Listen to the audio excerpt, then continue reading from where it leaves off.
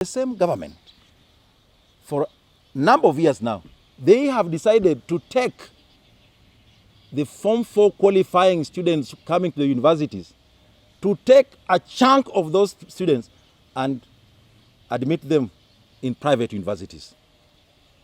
So the public universities end up getting less students, and those students that are supposed to have come to them have been admitted where? In private universities. As if that is not enough, the same government follows those students in those private universities and funds them. Now, you know, when you're setting up a private university, it's like you're setting up your own private business. You must be able to know where you're going to get what? Your merchandise. To be able to get your business kept afloat. Don't begin business by encroaching on what is already mine. So we are telling the government, this year's Form 4 students who are going to sit their KCSE, let the government ensure that all those who qualify to join university education join public universities.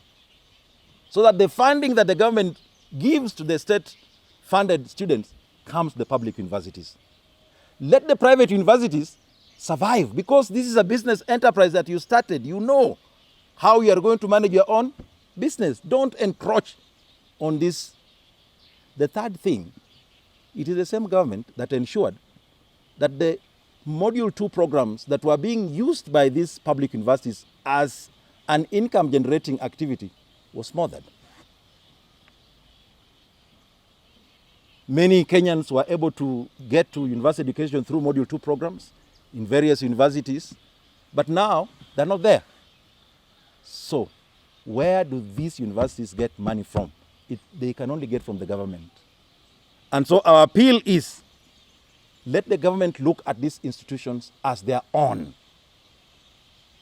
Let these institutions receive funding that they are supposed to receive. It is not possible for a loaf of 7 children to be shared now by 40 children. It is not. I mean, it doesn't make sense. It is not.